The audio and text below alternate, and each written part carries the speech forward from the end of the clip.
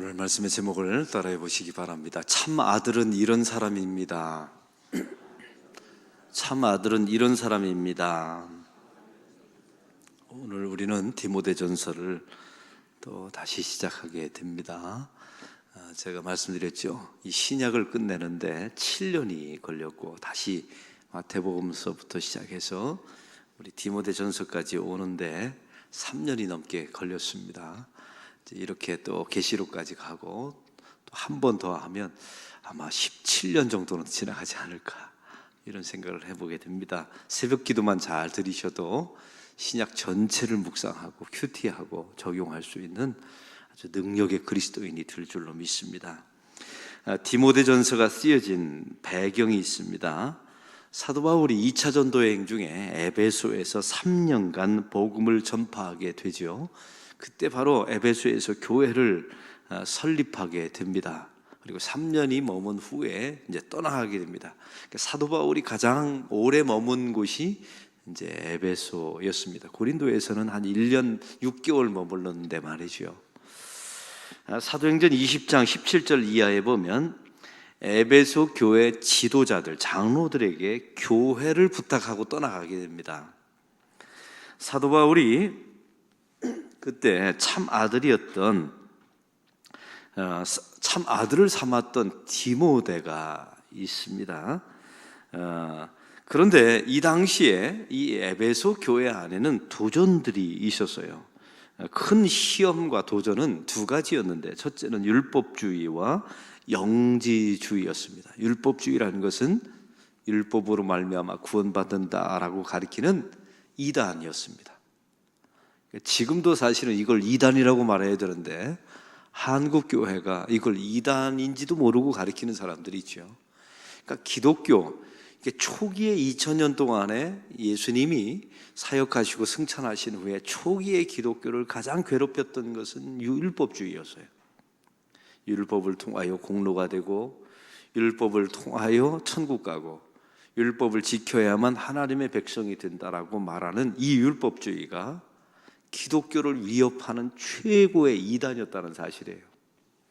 또 한 가지는 영지주의였습니다. 육은 더럽고 영은 깨끗하고 이 땅의 삶은 아무렇게나 살아도 되고 죽어서 예수 믿고 천국만 가면 된다라고 가르쳤던 이런 영지주의가 교회 안에 발생하게 된 것입니다. 그런데 이 사도 바울이 떠난 후에 정말로 걱정했던 것처럼 에베소 교회 안에 이러한 문제가 발생했습니다. 그래서 이 문제를 수습하기 위해서 보낸 사람이 디모데였습니다.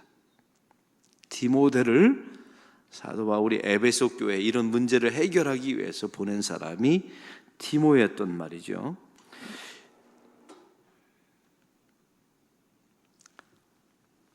디모데전서는 사도 바울이 순교하면서 쓴 마지막 편지입니다. 여러분, 그래서 이 편지 속에서 보면 올바른 교회 생활이 무엇인가, 이런 관점에서, 이 목회적 관점에서 이것을 쓰여지게 됩니다. 이단에 대한 변증도 있지만 이게 자기의 아들 같은, 신앙의 아들 같은 디모데를 보내면서 올바른 교회 생활이 무엇인가, 또 이것을 목회적인 관점에서 쓰여지게 되었습니다. 이 디모데전서는 세 가지 특징이 있습니다. 잘 들어보십시오. 첫 번째는 옥중서신이었습니다. 사도 바울이 마지막 순교하기 직전 로마의 감옥에서 쓴 편지입니다. 이 감옥이라는 것이 중요합니다. 왜냐하면 이게 언제 죽을지 모르는 곳이 감옥이었어요, 이 당시에. 그래서 이 디모데전서는 유서 같은 의미를 가지고 있습니다. 그리고 정말로 사도 바울의 유서가 됐어요. 이게 마지막 편지가 된 겁니다. 여러분, 제가 한번 여러분에게 묻습니다. 여러분에게 유서를 쓰라면 여러분 뭘 쓰시겠어요? 그게 여러분의 신앙입니다. 한번 집에 가서 나는 뭘 쓸까 한번, 어느 곳에 통장이 있으니 찾아 써라. 그게 여러분의 신앙이에요. 엉망인 신앙이죠. 엉망인 신앙. 도대체 뭘 쓸까요? 어떤 집안은 이런 걸 쓴답니다. 유서 쓰기 운동을 했더니 누구누구에게 얼마를 물려주노라, 재산 분배를 유서를 썼대요. 그리고 그 다음에 다시 유서를 쓰라고 그랬더니 변경한다. 왜냐하면 첫 아들이 나에게 마음에 안 들어서 내가 액수를 바꾼다. 이 짓을 5년 하다가 죽었답니다. 이게 무슨 꼴입니까? 여러분이 도대체 유서를 쓴다면 뭘 쓸까? 결국 쓸 날이 오는데 미리 쓰는 사람은 남기고 죽는 거고 그때 쓰려고 하는 사람은 못 쓰고 죽는 겁니다. 잘 들어보세요. 미리 쓰는 사람은 유서를 남기고 죽는 거고 그때 가서 쓸 생각하는 사람은 단 한 명도 쓴 사람이 없어요. 정신이 나가거든요. 혼수 상태에 빠지거나 심장마비로 돌아가시거나, 최근에 우리 교인들 돌아가신 분 보면 대부분이 심장마비로 돌아가세요. 그리고 유서 쓸 시간이 없죠. 사랑하는 성도 여러분, 이게 바로 사도 바울의 옥중서신 가운데 유서에 해당되었습니다. 사도 바울은 이게 마지막 편지가 될 거라고 아마 직감은 했겠지요.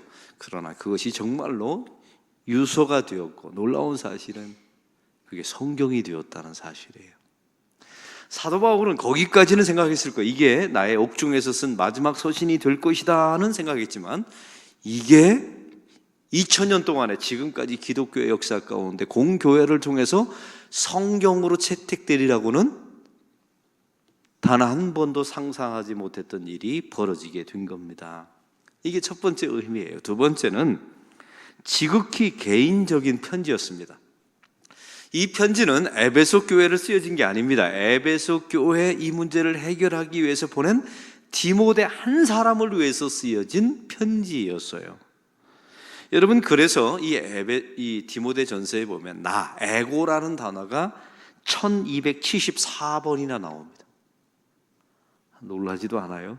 이걸 세어본 거예요, 성경학자들이.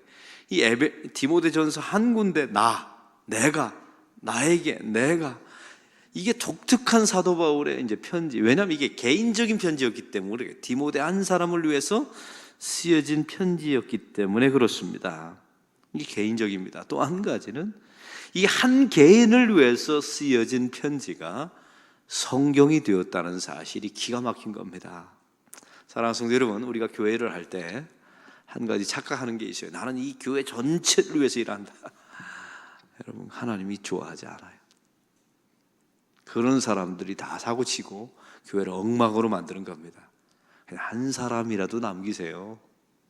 그냥 한 사람에게라도 좋은 영향력을 끼치겠다고, 한 사람에게라도 나는 존경을 받겠다고, 한 사람에게라도 나는 내 신앙의 유산을 전달하겠다고.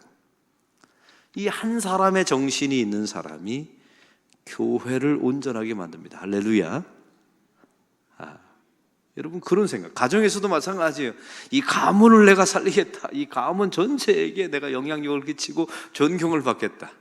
여러분, 그럴 수도 없고요. 그런 사람 없어요.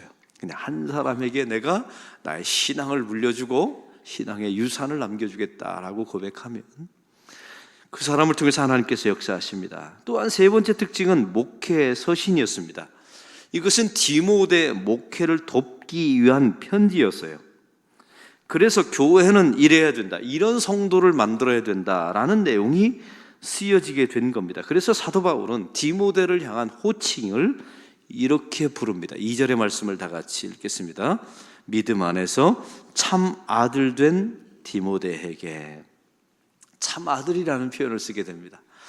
여러분, 오늘 말씀에 참 아들이 되려면 갖춰야 될 두 가지를 소개하고 있습니다. 첫 번째는 한번 따라해 봅시다. 소망을 가져야 합니다. 오늘 말씀에 1절에 보면 이렇게 나와 있습니다. 우리의 소망이신 그리스도 예수의라고 나와 있어요. 이 사도 바울의 다른 편지에 나오지 않는 표현입니다. 이 소망이라는 단어를 쓰고 있거든요. 이 사도 바울이 디모데에게 소망이라는 단어를 쓸 수밖에 없는 이유가 있었습니다. 지금 바울은 감옥에 있습니다. 디모데는, 이게 이제 성경학자들이 발견한 건데, 굉장히 내성적이며 유약한 사람이었답니다. 그래서 지금 이와 같이 율법주의와 영지주의가 공격해 들어오고, 사도 바울이 이런 문제를 해결하라고 디모데를 에베소 교회에 보냈는데 거기 이제 장로들도 있고요. 그러니까 디모데가 두렵고 떨리는 상태였어요. 걱정하는 상태에 있습니다. 이런 상태에서 디모데는 내가 바울의 말처럼 목회할 수 있을까? 아마 이런 고민을 가졌나 봅니다. 이때 디모데에게 사도 바울이 말합니다. 오직 예수만이 너의 소망이시다. 한번 따라해 봅시다. 오직 예수님만이 너의 소망이시다. 여러분, 소망은 내가 너에게 주고 않고 환경의 문제 이런 게 아니라는 거예요. 소망, 너의 모든 소망은 그리스도에게로부터 나온다. 여러분, 우리가 그리스도의 참 아들이 되려면 우리의 소망의 근거를 오직 예수님께만 두어야 합니다. 이유가 있어요. 세상으로부터 여러분의 소망의 근거를 삼는 사람은 반드시 배신당하고 절망합니다. 여러분이 그렇게 믿었던 건강, 여러분이 그렇게 의지했던 가족들, 결국은 다 떠나가요. 하나하나 떠나갑니다. 그때는 어떻게 하시려고요? 나사로가 살았다고요? 또 죽었다니까요. 그러니까 살아남의 소망을 두면 나사로는 다시 절망하게 되는 거예요. 또 죽었어요. 그는 인류에 2번 죽은 사람, 나사로. 그런데 나사로가 소망의 사람이 되려면 나를 살리신 예수 그리스도, 나를 살리시고 그가 죽으시고 부활하시고 승천하신 예수 그리스도, 다시 이 땅에 재림하실 예수 그리스도에게 소망을 두면 죽어도 나사로는 소망의 사람이 되는 줄로 믿습니다. 오늘 사도 바울은 그걸 말하고 싶었던 거예요. 너의 소망의 근거를 나에게 두지 말라는 겁니다. 내가 너에게 편지 쓴다고 해서, 내가 잘해준다고 해서, 너는 나의 참 아들이라고 해서 나에게 소망을 두지 말라는 겁니다. 여러분, 이게 얼마나 근사합니까? 마찬가지입니다. 사도 바울은 사실은 사도 바울이 있고 그 뒤에 디모데가 있어요. 이 디모데는 자기의 모든 의지를 사도 바울에게 했습니다. 근데 보시면 사도 바울은 자기의 모든 소망의 근거를 예수 그리스도에게 두었어요. 이걸 다시 도식으로 말씀드리면, 이 디모데가 사도 바울에게 의지했던 것은 결국 예수님께 의지하는 셈이 되었어요. 거기는 결정적인 이유가 있어요. 사도 바울이 자기의 모든 소망의 근거를 예수님에게 두었기 때문에 그렇습니다. 또한 오늘 말씀에 보면 소망을 가져야 된다라고 말씀하고 있고, 두 번째는 정체성이 중요합니다. 사도라라고 말하고 있습니다. 여러분 1절의 말씀을 다 같이 읽겠습니다. 우리 구주 하나님과 우리의 소망이신 그리스도 예수의 명령을 따라 그리스도 예수의 사도된 바울은, 여러분 여기서 중요한 단어가 나와 있습니다. 이건 명령입니다. 하나님 예수님께서 사도 바울을 사도로 부르셨어요. 그리고 사도 바울은 디모데를 또한 사도, 보냄받은 자로 삼고 그를 에베소 교회에 보냈어요. 근데 이건 명령이었답니다. 거역할 수가 없어요. 저항할 수가 없습니다. 한번 잡히면 잡히는 거예요. 그래서 용 쓰지 말고 주님이 잡았으니 따라오라 라는 의미입니다. 이게 참 아들의 의미예요. 그래서 참 아들은 정체성을 가지고 있어야 돼요. 내가 하고 싶은 일을 하는 존재가 아닙니다. 붙들림 바 되는 존재답게 사역하는 것이 하나님의 사역자의 정체성입니다. 여러분, 그래서 이 사도는 참 아들 된 디모데라고 나와 있죠. 이 참 아들이란 말은 생물학적인 의미가 아닙니다. 사실은 이 바울은 결혼한 적이 없어요. 아들이 없단 말이죠. 그런데 이 디모데를 자기의 참 아들이라고 말하고 있고요, 사도직을 계승해 줍니다. 자기의 사도직, 예수 그리스도로부터 받은 자기의 사도직을 자기의 영적인 아들 디모데에게 계승해 줘요. 바울이 사도이니까 디모데도 사도가 된 거예요. 바울이 선교사니까 바울을 따랐던 디모데도 선교사가 된 거죠. 그래서 디모데는 바울의 사랑과 소명과 사도직을 이어가고 참 아들이 된 거예요. 이제 묻습니다. 여러분에게는 이런 아들이 있습니까? 이런 아들이 있나요? 저에게는 이런 아들이 여러 명 있는데 이런 아들이 하나 어제 전화가 왔어요. 이 아들은 제가 세문안교회에서 교육 전체를 총괄할 때 제 밑에 있었던 전도사입니다.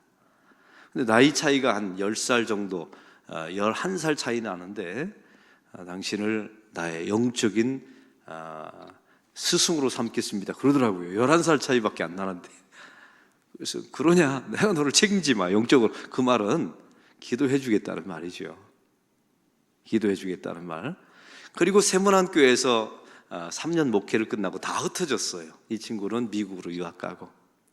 근데 어느 날 전화가 왔어요. 제가 여기 안락교회 담임으로 부임했을 때 목사님, 자기가 소망교회 어느 자리가 났는데 지원해도 되겠습니까? 묻더라고요. 지원해도 되겠냐고. 그리고 목사님이 도와줄 수 있는 길이 있냐고. 사실은 제가 소망교회에서 나왔으니까 기도해 주겠다, 그리고 최선을 다해서 도와주겠다. 그래서 그 친구가 소망교회 부목사로 가게 됐고, 놀라운 사실은 제가 맡았던 역할을 그분이 했어요. 7년 동안. 기가 막힌 일이죠. 그래서 그 친구 덕분에 우리 교회 혜란이가 그 소망교회 전도사로 가게 된 거예요.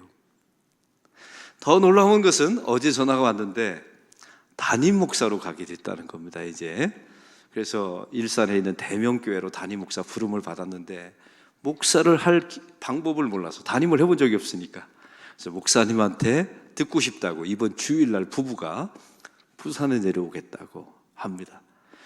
여러분, 제가 이걸 자랑하고 싶어서 그런 게 아니에요. 저한테도 그런 영적인 아들 같은 분이 계세요. 11살 차이밖에 나지 않지만 제가 기도해주고 함께하고 중요한 자리 때마다 이렇게 와서 물어. 그리고 그게 아들이지 않습니까? 그렇죠?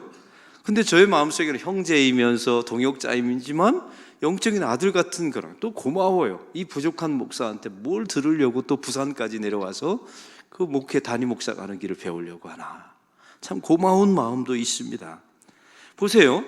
여러분, 이거는 생물학적 관계가 아니에요. 피 한 방울 안 섞였어요. 근데 사도직이 계승되고 있지 않습니까? 참 놀라운 사실은 이 베드로 성당에 보면 베드로의 무덤이 성당 중심에 있어요. 근데 놀라운 사실은 바울 성당에 가보면 이게 기가 막힙니다. 바울의 무덤이 있고 그 바울의 무덤 밑에 디모데의 무덤이 있어요. 놀라지도 않아요? 왜 초대교회가 바울의 시신 밑에다가 지금은 없지만 그 디모데의 시신을 밑에 놔두었을까요? 이게 사도직이 계승된 것이니까요.